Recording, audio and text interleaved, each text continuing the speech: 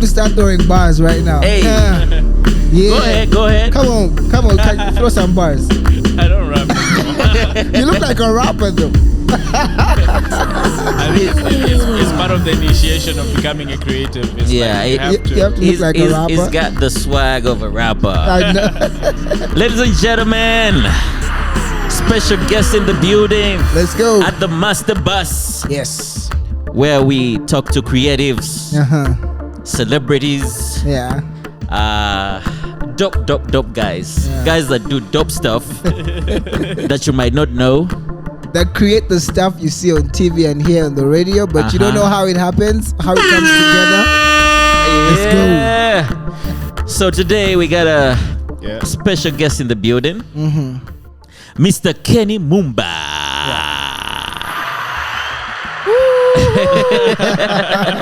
And we've just ambushed him. He's a very, very busy guy, but also cool and humble. But Kenny, I'm still not convinced that you can't rap, because even the way he talks is like, it's like, you know what I'm saying? Like, if you do some research online, I won't tell you, but hey, go to YouTube. Let me go to YouTube and search. So Kenny, you forget that we go way back. Way back. I've seen you sing. I've seen you rap. Yo, and that's too many receipts. Yeah, I was young, you know. I should young probably and wild. be wearing a T-shirt that says I'm not a rapper. So man, good to have you. Welcome to the Master Bus. I like the setup, by the way. It's dope. Thank you. We've just switched things up a bit. We usually shoot this elsewhere, but you're cool. We wanted to match the swag. Yeah. So cool. Kenny, for somebody that's watching, that's probably living under a rock, and they they don't know who you are. Give us a brief background. Who is Kenny Mumba? Okay, so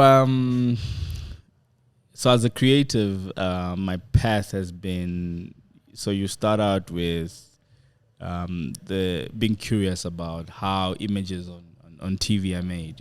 First you watch, you're interested, then you want to create. So I started out shooting on a little high 8 camera, like a 8. So that was the initiation. But the thing, I was trying to make a TV show, but I had no one to film me. So the idea is I wanted to be in front of the camera. Wait, was it an actual job? No, I just wanted to create content for myself. Okay. Yeah. So in the process of trying to create that content, I started filming myself. Then eventually I found friends who tried to film me, but they were not like professional filmmakers. I would actually tell them, like, place the camera right there. And then eventually I cut it up, and the first time I put it in an editing program, then I started learning.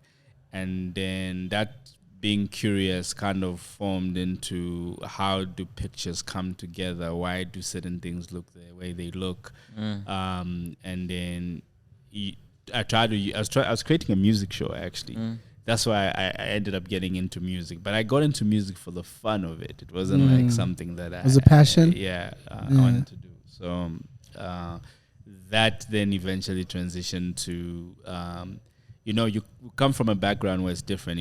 Like I didn't go to film school where you pick a specific way of doing stuff. Yeah. So my background was shoot, edit, color grade, and put out the final output. So I learned the entire process of being the person who scouts for the location, shoots, and everything. So I learned the process but with time, when you question where you are as a creative, then you find a way to innovate and understand how global conversations are done, how global content is created, and then eventually started growing. And then the content we started creating with different people I was working with started getting noticed. And when that content started getting noticed, and then that's when, when someone presents a check to you, that's when you're like, oh, this can work. So we can actually make money of this. I can totally relate with that, because me growing up, I always sang in church, and people were like, "Oh, he can sing. He's all right. He's all right." But I never thought that I could do that for a living, until I earned my first check, and I was like, "Yeah, I think I can run with this." Yes. Yeah. But how far back was that? Is that what you measured in school? Like what? No, I didn't major in it. Probably studied something like. I was like straight out of high school and just lost my mind. I'm like, I want to shoot. Oh my God. So it became like an obsession first before it became about the money. Yeah. The money was just like, oh, really? It's like the butter on the bread. Yeah.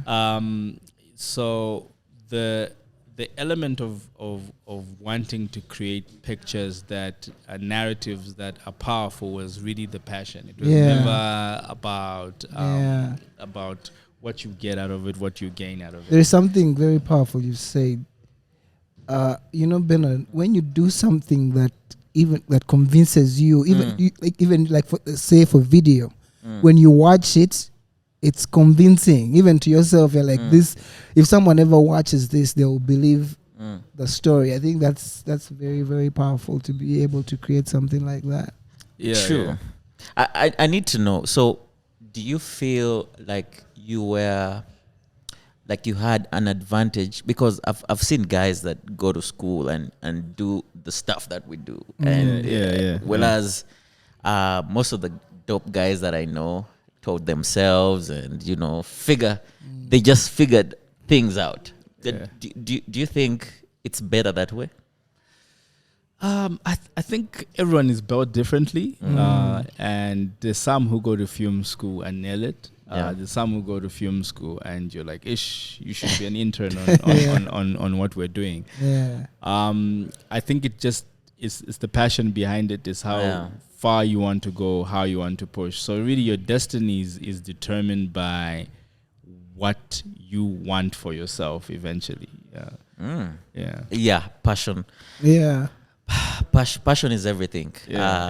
You can have $1 million to do the things that you want to do, and still can fail to beat the guy who is more passionate than you. And I've seen people who start businesses and put in a lot of money, but because someone else told them that business is good, but they're not really passionate about whatever it is, so they'll be like, I'll put this amount of money, and then it just goes down to the ground. You know what I mean? So that's. But can you put a date to when you started? I mean, I wasn't good with math in school, so for your information, you're in a safe place because none of us is at university. So we're all dropouts.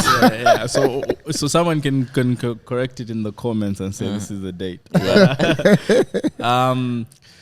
I think like from 2004. Okay. Is when the passion was like strong.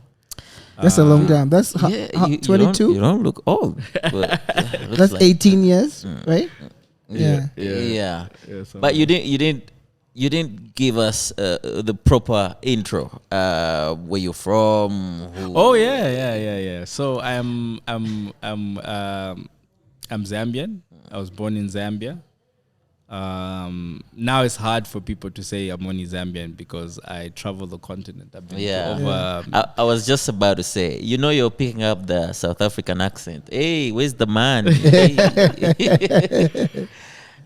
No, you only left with a click sound. You're beginning to sound like you're from Joburg. Joburg. I think Joburg is like a second home in terms of I'm always there. Even the people who are close to me for a very long time didn't know where I come from. Oh, you get what I mean? So it's like sometimes I get a random call, say I'm in Zambia, and then a friend calls me. He's like, yo, what's up? You want to meet in Rosebank?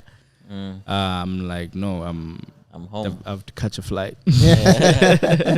But do you feel like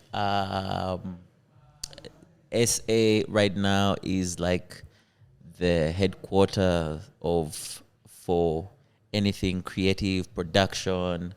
Because I know you've been all over. You've shot in Nairobi, TZ. Nigeria, Cameroon. But where do you think? Where's the bread at? That's a good question. I think it's dynamic though. So my experience is that South Africa has the infrastructure, has the skill set of technical people, And I think the advantage of a business that's functional from a structural perspective. And I think that's the advantage. And also they have a consumer market that actually watches this content and pays. Pays. That's important. Yeah. So if you look at streaming services, they lean towards most of those places. But at the same time, they're also open-minded enough to know that narratives can come from anywhere. Yeah. So the advantage the rest of Africa has, like Nigeria, is strong in fashion in terms of how authentic, strong in terms of how something looks as an African. So Africa has different textures, and I realize that it's very hard to say something is only Nigerian. The culture is really and something is only Kenyan and something is only Ugandan. I noticed that just because of traveling, I noticed there's a lot of things that are similar. It's just a blend of maybe there's something a little different there, something different there. So I think Africa has become like a cocktail that is kind of one in a sense. Even when you watch content, it is relatable to anyone. If I watch something from Ghana, I'm like, oh, that's what happens across the road funny where I of stay. us. You know what I mean? So that's why the jokes are the same. Even like music, like Afro beats is relatable.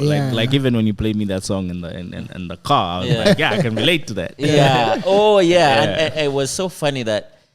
Actually, what language do you guys speak in Zambia? Because a lot of it is very close to. I was playing for him some new Azawi, and and I was trying to explain what she's talking about. It's like, no, but I had already got it. I got Listen, it. I didn't even need. So I've actually been to Zambia before. I lived in Zambia for like 3 months. Okay. I'll tell you this: if you try to eavesdrop on what people are saying and you can't really get it, you might think they're speaking Luganda. I felt it sounds, that smoothness, it really sounds like. But also they told me that some of the words are actually the same. They mean the same thing. Yes. It's like, when in South Africa, nyama is nyama. It's everywhere. In Tanzania, in Are both your parents Zambian? Yes. Okay. Yeah, my mother has like Zimbabwean heritage somewhere there, but everybody's Zambian. Tomato. So there's that joke someone told me. A Nigerian and a Ghanaian were in the UK, and then the Nigerian was trying to order for a jollof. That's the one. That was so funny. Crazy. Anyway, so what does Mumba mean? And where did rock come from? I won't lie to you, I don't know what Mumba means actually. Never actually even took time to find out. But how did you adapt rock, Kenny Rock, Mumba? Nah, it's like a AKA, when you're growing up and then you're hanging out with the cool kids and eventually Kenny Rock. Eventually you pull a name that you like. Your company had a. Remember the first time I came to Zambia? Yes. Actually, we should tell the story. How we met. It's so when I say we go way back, way back. So we had a job for Airtel, I think. Airtel. And Zambia was celebrating 50 years of independence, and I had gone to create a jingle for Airtel in another country that is celebrating 50 years in Zambia. You're better than me. Okay, you win. So, and that's when I first met Kenny. At Mag 44? Oh, and the I don't know if I told you, but at the time, when I told you, we need to record, we need a studio, and then you're like, we're going to a studio of my friend. These guys are dope, And this guy just says, we're going to Lauderhouse. And at the time, I was a big fan. I'm still a big fan of Lauderhouse. Like, what? We're going to... That could have thrown me off because I didn't want to get there and starstruck, know, and I won't be able to do the work. But yeah, it was a dope project. So we didn't pretty much keep in touch, but a few hi, and that was way back 2014. Then fast forward 2018 or 17. 18 somewhere. When we worked with him for that Airtel 4G ad we shot in Moroto. Yeah, like 12 hours away from Kampala. Yeah, and by the way, that was a shocker to me because at the time, you guys were like, when I met you, you were like the Swangs of Zambia. Just doing ads and so when Julius told me, we're going to be working with a director from Zambia, Kenny, I'm like, Kenny's a director? It confused me a little bit. You came through and, I looked at your notes. Dope. We shot the TVC and it was amazing.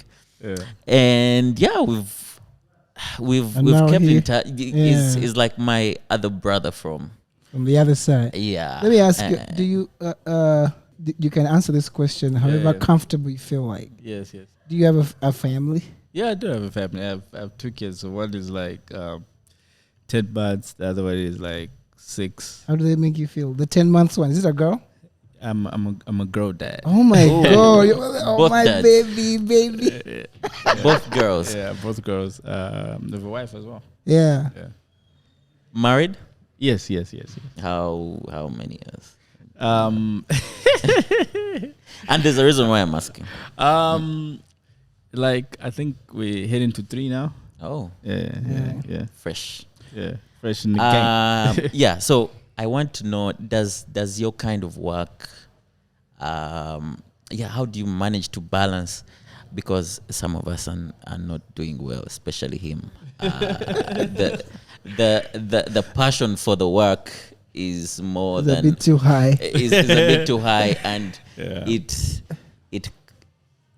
it somehow throws off the balance, the relationships. I see. Actually, I've met a lot of creatives who are married, of course. Some struggling, some doing well. The thing is, balance is important as much as it's they say it's easy to say it though. But the passion for what we do is like when you get involved with someone who's a creative, there's a certain level of madness you have to deal with.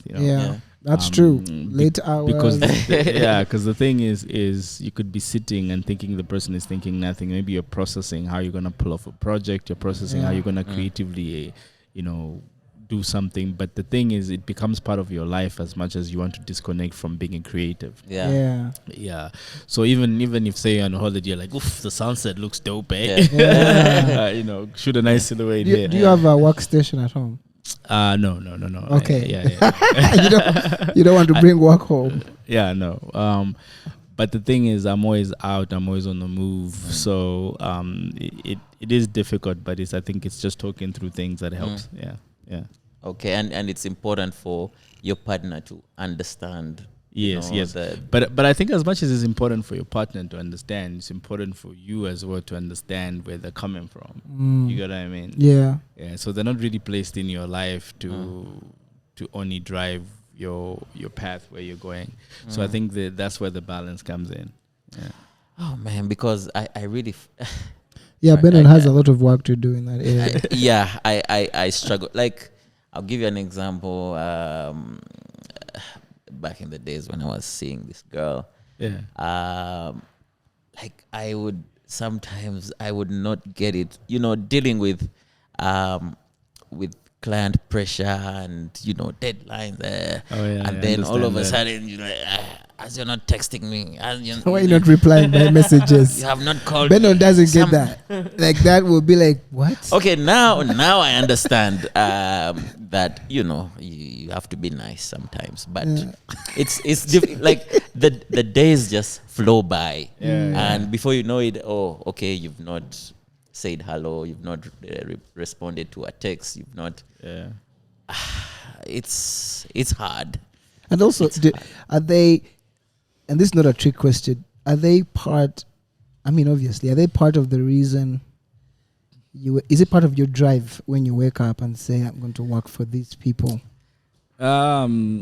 Yes, because the thing is, you don't do something to stay the same. You do something to be successful. Yeah. And the essence of what we do is, I mean, what's the difference between us and someone's making $100 million, So the ambitious is strong. Yeah. So it's you want to be on the level where you do big jobs and then you take a holiday for a year, So that is the goal. I mean, for me and I'm sure for you guys is we work hard to try and achieve freedom. Like that's the most important thing. So there is sacrifice that is involved to try and get to that stage. So I mean, I have an advantage of I work with my wife on a number of projects. That's good. I shot a feature film about a year ago. It's been in post production. Now it's done. And she was a producer on that, and she's a strong producer. Like in Africa, there's only a few producers, and I would say she's on the top. Not because she's my wife, because I've experienced and I've worked with different producers. You know what I mean? So there's that aspect. So I work with her, and I think that is amazing in terms of what it does. But at the same time is when you have little humans around you and that look in your eyes and look at you as the hero, Yeah, I have my neighbor. One of my neighbors always tells me that every time he looks into his daughter's eyes, it gives him reason to wake up at 6 a.m. the next day. It's like that child. There's just something. When I look in their eyes, I'm like, I like they give me that fire to do that. Yeah. That brings me to my next important question. Tell me some of those gigs that you've done, those notable gigs that you've done that you feel like, I don't want to say changed your life, but they were life changing. I've seen some online, but I want you to. Yeah, so I mean, I won't remember everything, but some of the interesting work I've done is, I'll say, when I say I mean we, because I work with different people. So I remember we did a Vodafone campaign that was meant for a local market in Zambia. Then it did so well that the client picked it up, and then we ended up extending that to most of the continent, which was we were in Cameroon, we were in Ghana. And we were in Uganda here when Vodafone existed. Actually, that's the first time I came here, and then I showed upstairs there, which was a very strange thing when I came back to this building. So those were things that were also kind of life changing. They opened doors. Then some amazing stuff is when I got the call to do some Netflix content. So shot some commercials, and that's a brand I grew up knowing. From them being the DVD rental space to the biggest streaming platform. So for me, that was a labor of love, because it was something I was interested in, and the fact that I'm in love with narrative. It was cool to actually create content that was cool. And what was warming in one of the commercials that we shot is, we shot these kids from the hood in Nairobi, called the H-Town Kids. So I was able to work with the kids creatively to because what they do is they recreate trailers, they recreate music videos and stuff like that. So getting that opportunity to be able to work with young, 10-year-olds, 8-year-olds to recreate a trailer and see how their imagination works was actually mind blowing. It was for a trailer for the Queen's Gambit. So it was quite cool. Yeah. Also, we're really hanging out with the big dogs out here, man. Now, let me tell you something about Kenny. Kenny is the kind of guy who randomly will drop a big name. And in be a like, conversation, yeah, be like, yeah, you know, Netflix, Vodafone. I was at Jamie Foxx's house, and he told me, I'm like, oh, wait, but roll it back. You said know, who? So tell me some of the big names that you know that you hang out, that chill with you. Some people don't like names being dropped because no, there's I'll give you an idea though, but I think I've ended up in rooms where I'm even in shock, like where someone is saying you know we that big blockbuster movie that's coming out, we worked on it.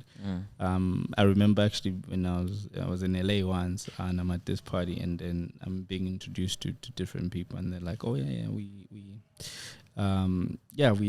they're telling stories on, you know, shooting on a Beyonce set. So it's I've gotten a chance to meet people who have global impact in the creative world. But at the end of the day, it's more an experience for me. It comes back to like, okay, what am I doing for myself as opposed to what other people are doing. But to see what other people are doing is encouraging enough to be like, there's nothing impossible. You know what I mean? You know, when you meet those people, you realize how human they are. They are like, now the question becomes, what are they doing that I'm probably not doing to get to that level? You know what I mean? Yeah, I mean, you breathe the same air. That's when it hits you like, you need to use this oxygen properly, eh? And what's fascinating sometimes is probably they are doing or using the same tools that you're using. You know, just that, you know, sometimes. It's a question of getting into their thought process or something to really understand how, you know, how they, and that's the other thing. So, what goes into your thought process when you're creating? Okay, so you know, like being able to travel, like say when I was in New York, LA, Atlanta, Las Vegas, randomly. So when you say South Africa, Nairobi, Lagos, Kampala, let's go. Is what you realize there's something that is the same amongst people. People are attached to emotions. They react to emotions, even if they don't understand the language. And the emotions are the same, whether they feel sad, they feel happy, you know, they're curious about something, and they're dumbfounded. You realize that we have powerful tools, and that our talents are actually not a community type of talent; it's a global talent. When you guys have made music like for Azawi that's playing in the Philippines, you know what I mean? Like I can't relate how that even works, you know? Is it Fiji? Fiji. So just to kind of see that music, emotions connect people. So my approach is always when I'm doing a commercial, even the film we shot, is that there is human emotions that anybody has gone through, like a mother's love, not having a mother. Every angle is an emotion, and you know, whether you are in London, whether you are here in Kampala, it's universal. There's a sound, there's an emotion that is universal. Yes. I mean, if you see where Afrobeat is now, you know, it's a global sound.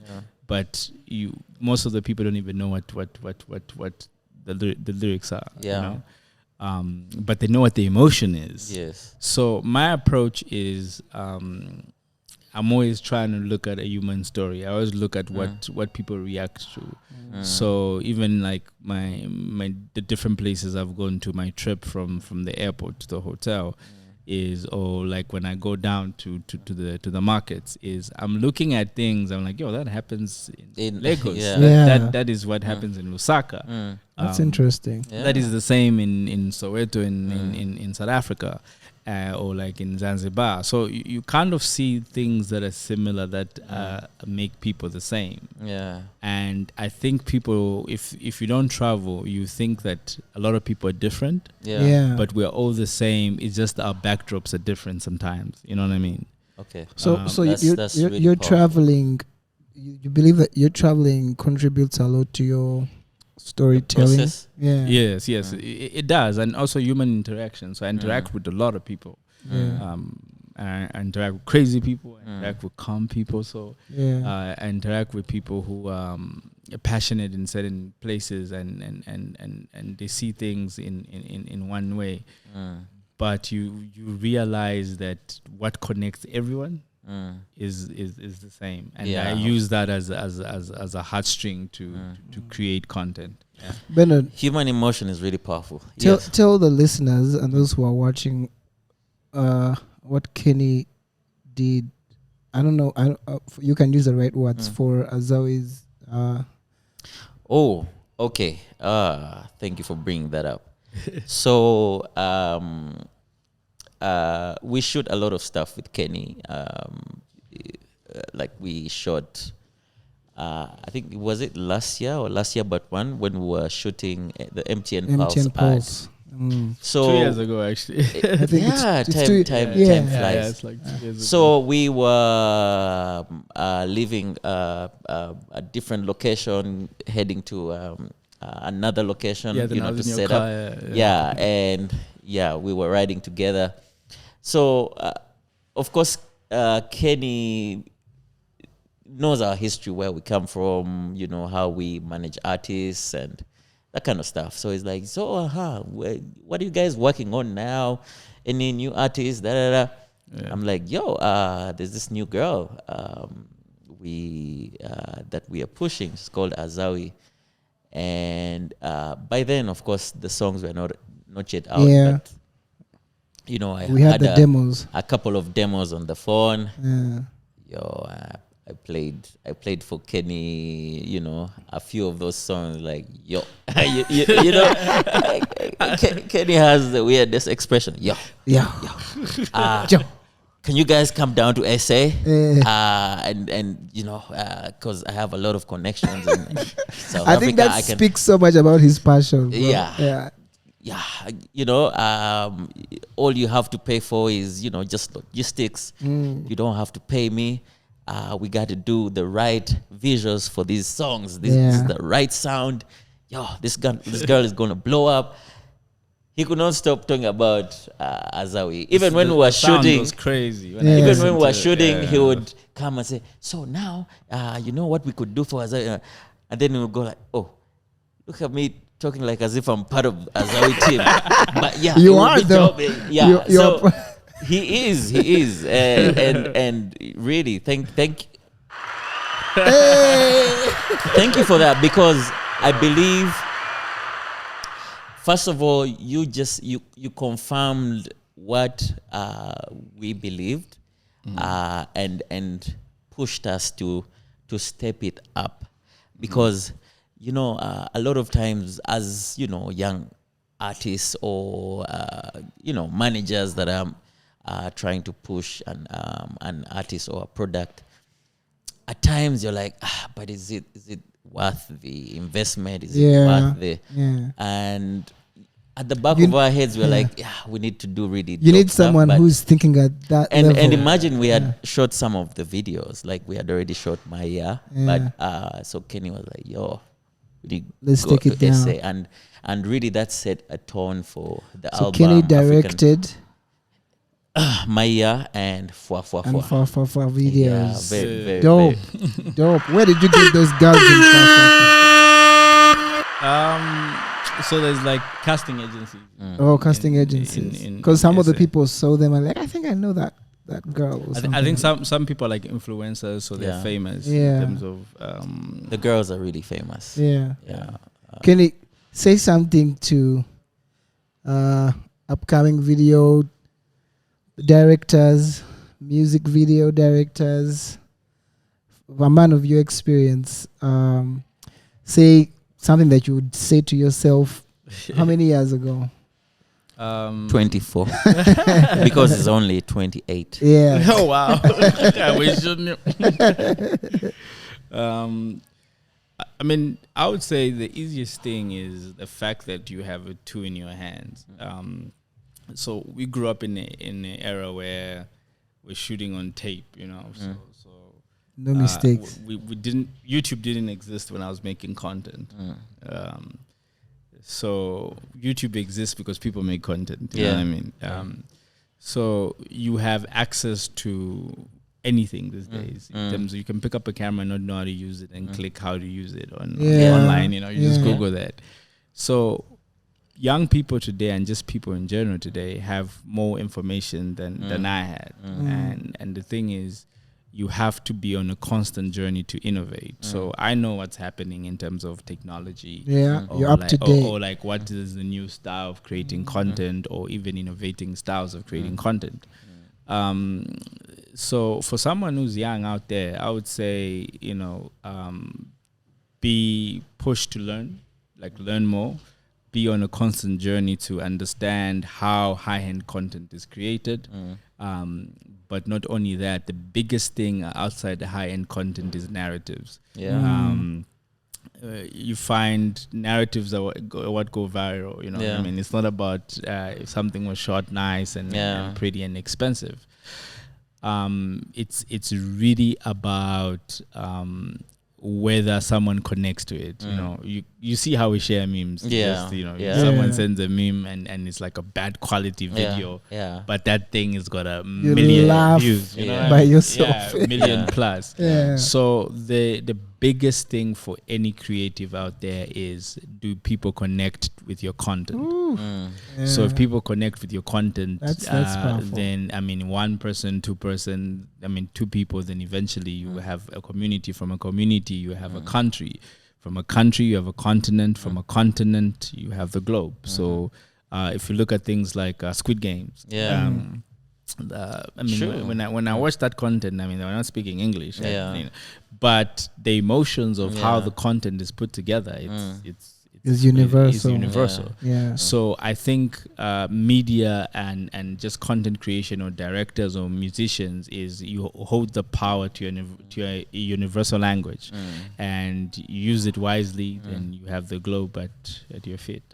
Yeah. So Kenny, I'm curious to know, because I've dealt with you, and my people have dealt with you, but it's always difficult to find available dates for you to fly in and do and do a small job here and there.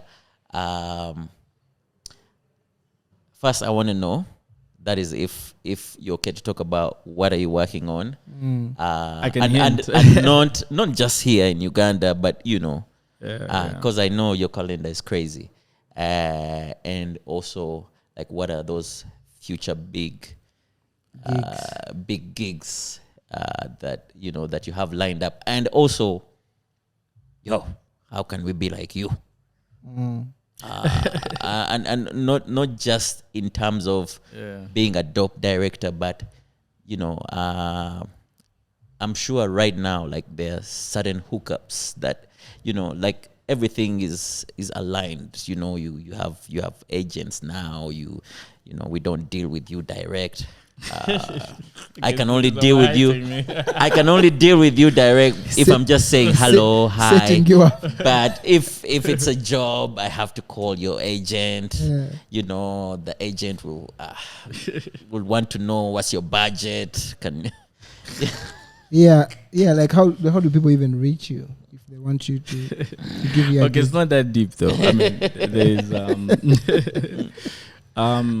just send an email. It's that simple. To you? So we're on social media as well. So the world is changing. The interactions are different. So people are more accessible than they used to be. So what you have to understand, as much as a lot of people, maybe it might come across like there's a lot of achievements that I've done, but where I need to be, I am not even close to where I need to be, because I think there's a lot more that needs to be done, and I don't think I've even crossed over. what I'm working on is, of course, the feature film that I've told you about. But in the background of that is actually a couple of other similar projects that are in development. So that is the push. Is trying to create content that is more global, from feature films to series. Then now the world has opened up a bit more. I was pitching for work only in Africa. Now we're pitching for work in Europe, in Southern America as well. So when those happen and drop, we'll talk about it. Hey, and I'm your guy. If you you need an assistant, somebody to shout on set, yo, it's raw. I'm your guy. I'm your guy. Kenny, I'm your guy. Take me with you. What's your favorite thing to do in Uganda? I love the food. I like, is it matoke? Matoke. Then I love filming here because of the textures. The textures, the colors. Yeah. Okay. Yeah. But it's surprising. There are so many things we take for granted here, and when you have a chat with a foreign DOP or a director, it's like, yo, this is dope, yo, take people to our ghettos, like, yo, this is, it's fascinating how the foreign eye, sees it's different when you go to another place because you appreciate what they have and what you don't have. Yeah. Oh, that's dope. That's dope. Do you feel like Africa is where it's at right now? Because I have this feeling like there's a lot of attention from the big boys, and looks like we're going to be putting out a lot of stuff, a lot of African stories, a lot of. What do you feel about that? I think Africa is where the next. I wouldn't say next. We're up. We're next. And the song is about to play. So like the other one just ended. The time is now. In terms of storytellers, in terms of music, in terms of the creative industry. I feel like the platform now is ours to take. I think it's just stepping up and doing it. And I think we've had content like the Lord of the Rings. We grew up with stuff like that, which is mind blowing. And I think those type of stories now we have our own African version stories that haven't been told. And I hear what's going on in the industry. That's the type of content now that is being created. So I would say it doesn't matter if it's a story from down the street. That story now is relevant for a global market. Wow. Kenny, we gotta let you go, bro. Thank you for hanging out. Because I'm hungry, actually. It's been a pleasure. Thanks for coming through. Thank you so much. The mighty Kenny Mumba in the building. It's Master Bus, and see you guys soon. We're gonna invite you back when I think 2 years from now, and then you'll be on another level. So we'll be that's the prayer. Thank you. Appreciate that. Thank you so much. Yeah.